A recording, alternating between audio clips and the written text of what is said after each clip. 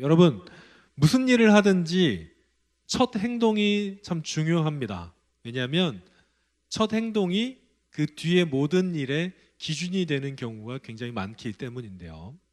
여러분 혹시 지휘를 배워보신 적 있으십니까? 별로 없죠. 제가 신학대학원 다닐 때 개설한 과목 중에 학교에서 기초지휘법이라는 과목이 있습니다. 제가 그걸 들었었어요. 왜 하냐면 보통 이제 작은 교회에서는 전도사님들께서 지휘를 해야 되는 경우도 있거든요. 그래서 저도 관심이 있어서 듣긴 했습니다. 물론 이제 학점을 뭘 받았는지는 이야기하지 않겠지만 들었어요. 여러분 지휘에서 가장 처음 하는 동작이 뭔지 아세요? 지휘자가 처음 하는 동작 뭐냐면 예비 동작이라는 걸 합니다. 여러분 4분의 4박자 지휘 배우셨죠? 어떻게 합니까? 자, 손 들어 보시고 시작.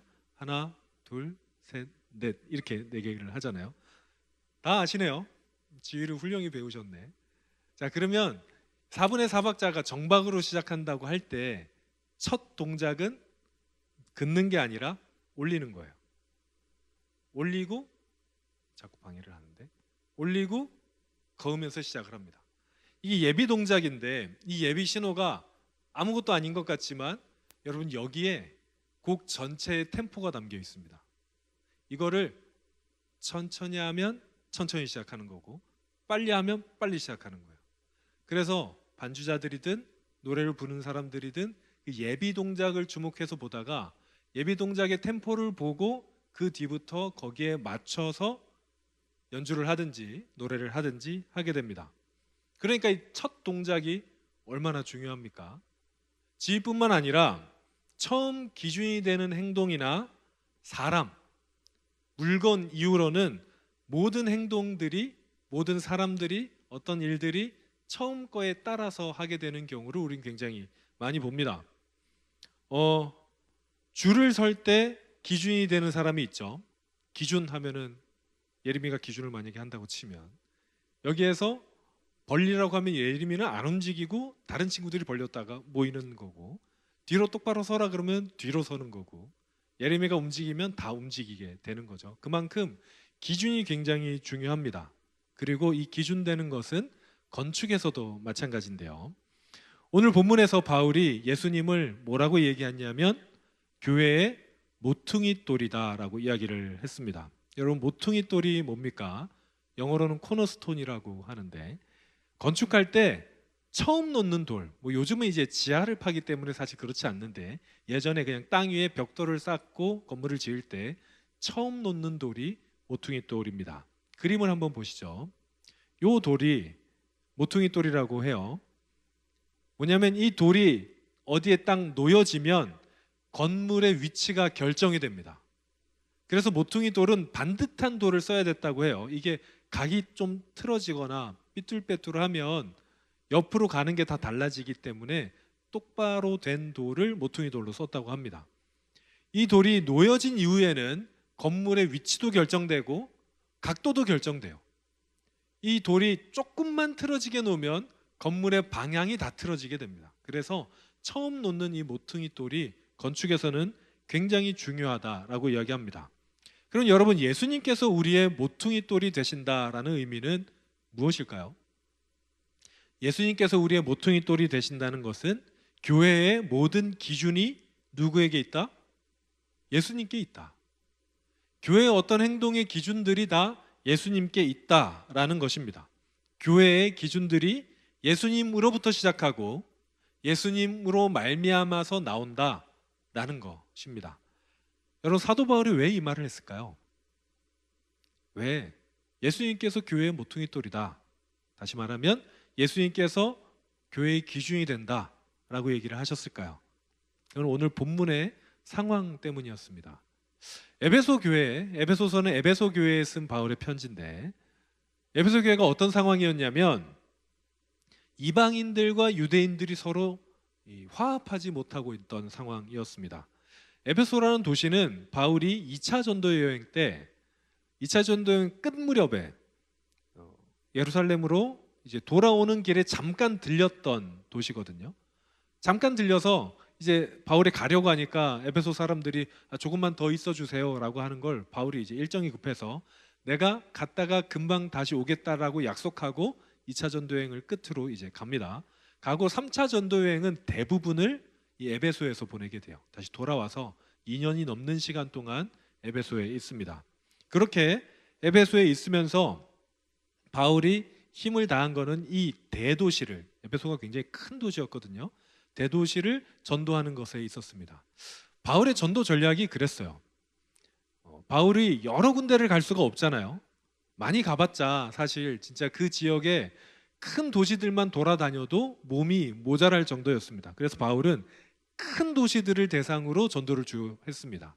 그리고 바울이 지나가고 이 교회가 좀 성장하면 그 주변 지역에, 그 도시의 영향권 아래에 있는 소도시들의 그 교회들이 전도를 하는 전략을 취했죠. 그래서 바울이 간 도시들은 많은 경우에는 큰 도시였습니다. 아닌 경우도 있지만 대부분은 살라미 같은 데 말고 대부분은 큰 도시였습니다. 우리 행정단이 그 목장 이름을 살라미라고 정했는데 저도 왜 정했는지 아직도 잘 이해가 안 되지만 아무튼 살라미 목장 화이팅. 네. 저는 음식 이름인 줄 알았어요. 네, 그렇습니다. 하여튼 그런 데를 제외하고는 대부분 큰 도시다라고 아시면 됩니다. 지도를 한번 보시죠. 지도를 보시면 이 동그라미 빨간색으로 되어 있는 데가 에베소입니다. 그리고 파란색 네모를 제가 쳐놓은 데가 아시아 지방입니다. 그런데 우리가 아는 아시아랑은 좀 다르죠. 아시아는 원래 이제 한국, 중국, 일본 이쪽이 아시아인 것 같은데 여기도 예전에는 아시아라고 불렀어요. 그래서 여기를 뭐라고 하냐면 소아시아 지역이라고도 부릅니다. 에베소는 어떤 도시였냐면 이 소아시아 지역의 수도와 같은 도시였습니다. 가장 큰 도시였고 항구 도시이기도 했습니다. 그래서 그 당시에 수십만 명이 살았어요. 여러분 그 당시 예수님 당시에 수십만 명이 살았으면 굉장히 큰 도시입니다. 지금도 우리나라에서 수십만 명이 살면 시가 돼요. 그런데 이 당시에 수십만 명이라고 하면 굉장히 큰 도시입니다. 당시 사람들을 신약 성경 기준으로 따지면 유대인, 이방인으로 나눌 수 있을 것 같습니다. 그럼 이 에베소에는 이방인이 많을까요? 유대인이 많을까요? 이방인이 많겠죠. 이방 지역입니다. 한번 그 성서 지리 쪽으로 한번 강의를 해야겠다는 생각이 방금 들은, 왜 이방인이라고 얘기를 못하지? 라는 생각이 들었는데, 물론 이제 유대인들이 아예 없지는 않아요. 유대인들도 이 당시에 흩어져 사는 유대인들이 있었습니다. 보통 디아스포라라고 하는데 흩어져 사는 유대인들이 이 에베소에도 있었지만 작은 소수였고 대부분은 이방인들이 사는 도시였습니다. 그러면 그 교회에 바울이 세운 에베소 교회에 유대인들이 많을까요? 이방인들이 많을까요? 그렇죠. 제가 고마워. 여러분 말을 안 하기로 다짐을 하신 건 아니죠? 네, 사부 에베소는 대답을 안 하겠다 뭐 이런 건 아니잖아. 네. 이방인들이 많습니다. 그런데 유대인들이 그 교회에 소수 있었는데 유대인들은 하나 특별한 사상이 있었습니다. 무슨 사상이냐면 선민의식이라는 게 있었어요. 여러분 유대인들의 선민의식을 들어보셨을 텐데 유대인들은 자신들이 선택받은 민족이다라고 생각을 했습니다. 하나님께 선택을 받았다고 생각을 했죠. 그래서 구원자가 오시면 누구를 구원하냐? 유대인들을 구원하실 거다라고 생각을 했었어요. 유대인들이 이 선민의식은 자연스럽게 다른 이방인들을 배타적으로 보게 합니다. 아, 이방인들 좀 친해지기는 싫고, 왜냐하면 그도 그럴 게 유대인들이 주변에 이방인들한테 공격을 엄청 당했거든요. 그 이방인들로 쌓여 있는 지역에 있다 보니까 외세의 침략을 굉장히 많이 받은 민족이 유대인입니다. 그래서 유대인들이 자기들끼리 똘똘 뭉쳐서 우리는 하나님의 그래도 선택받은 민족이고 하나님이 우리를 지켜주셨어. 누구로부터요? 이방인들로부터. 그러니까 이방인들을 더 싫어하게 됐어요. 이런 상황에서 유대인들과 이방인들이 같은 교회에 모여 있습니다. 살아온 삶도 다르고 이야기도 다르고 문화도 다르고 다 달라요. 근데 이 사람들이 같은 교회에 있으니까 이게 하나가 될까요? 안 될까요? 잘 안 됐습니다. 어려웠어요.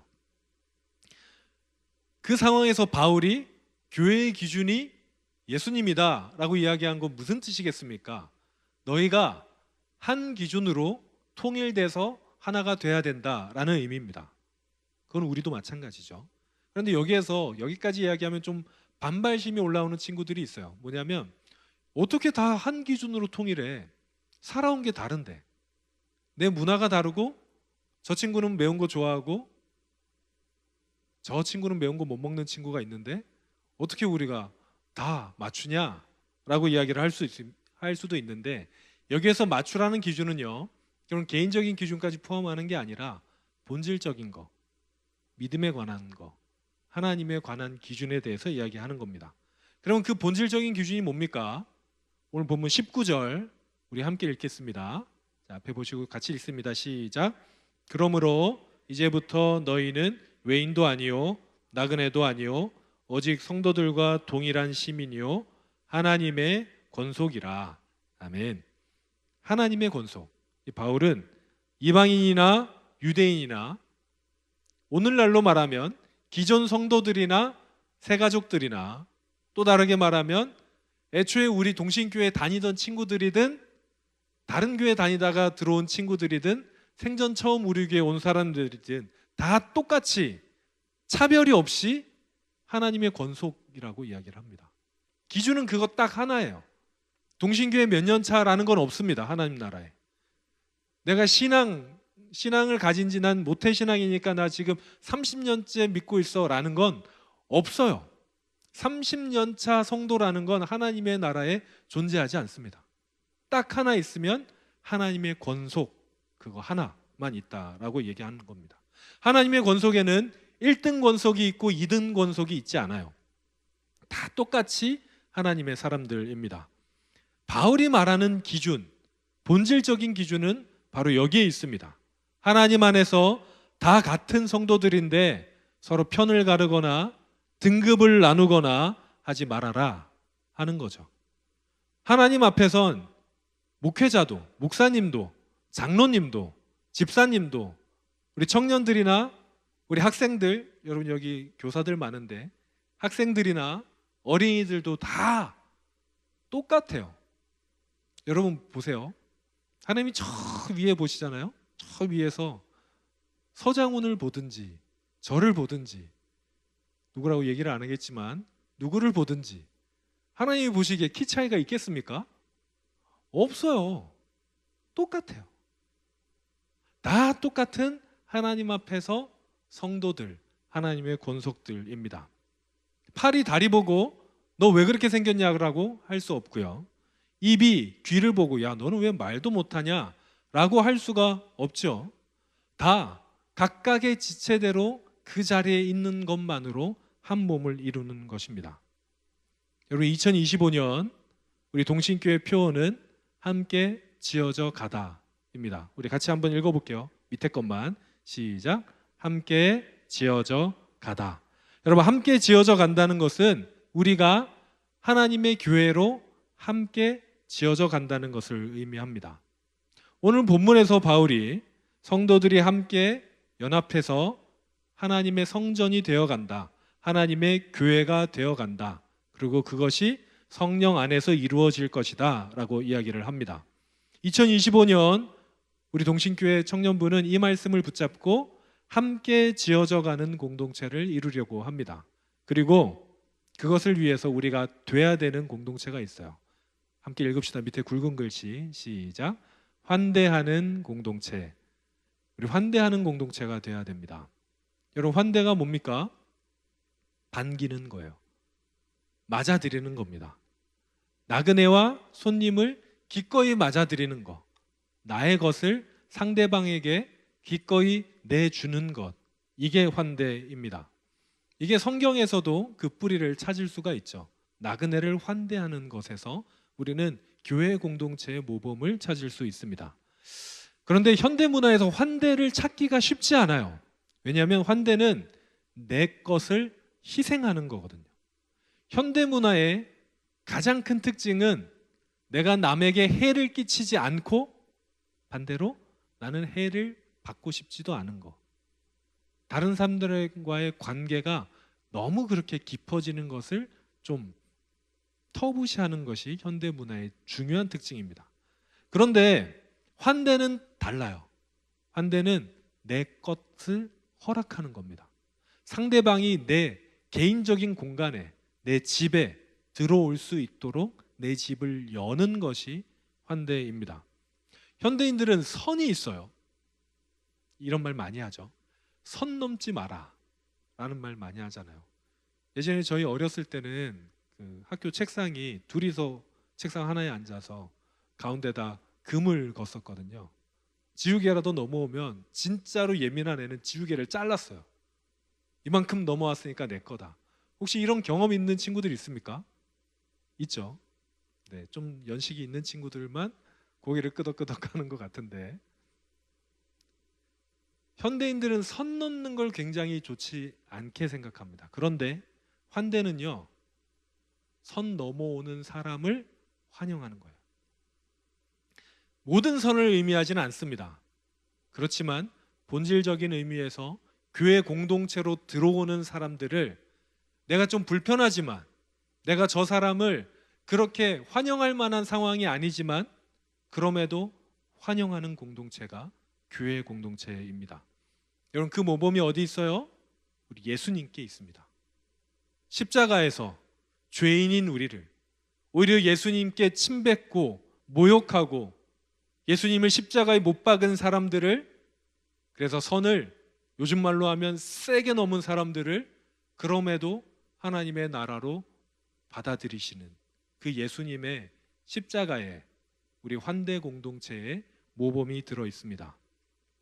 우리 오늘 본문을 한번 다 같이 읽겠습니다. 본문을 다 같이 읽을게요. 시작. 그러므로 이제부터 너희는 외인도 아니요 나그네도 아니요 오직 성도들과 동일한 시민이요 하나님의 권속이라. 너희는 사도들과 선지자들의 터 위에 세우심을 입은 자라. 그리스도 예수께서 친히 모퉁이 돌이 되셨느니라.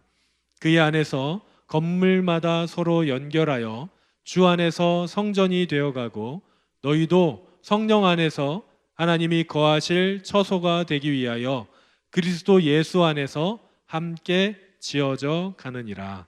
아멘. 여러분, 교회는 모퉁이 돌인 예수님을 따라서 서로 연결되어서 성전이 되어가는 공동체입니다. 우리 안에 계신 성령님께서 그렇게 연결해 가세요. 여러분, 근데 여기서 중요한 단어가 있습니다. 지어져 가느니라. 여러분, 지어져 가느니라는 능동적인 겁니까? 수동적인 겁니까? 지어져 간다. 영어를 잘했던 사람들은 수동태인지 능동태인지를, 수동태죠.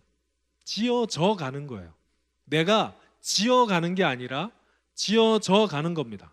여러분, 우리가 교회를 세우기 위해서 대단한 일을 해야 되는 게 아니에요. 자, 우리가 벽돌들이라고 생각해 봅시다. 벽돌이 놓였어요. 우리 두호 벽돌 옆에 준호 벽돌이 놓였습니다. 그냥 있으면 교회가 되는 거예요. 그런데 두호가 준호를 밀어내면 교회가 될 수가 없지요. 여러분, 서로 밀어내는 자석이 되지 마십시오. 그냥 벽돌로 계시면 됩니다. 하나님이 여러분을 만들어 놓은 그대로, 하나님께서 여러분을 보내신 그 자리에 그냥 그렇게 계시면 사람들을, 옆에 있는 사람들을, 내 옆자리를 비워주면서 환대하면서 그렇게 있으면 여러분, 교회가 되어져 갈 겁니다.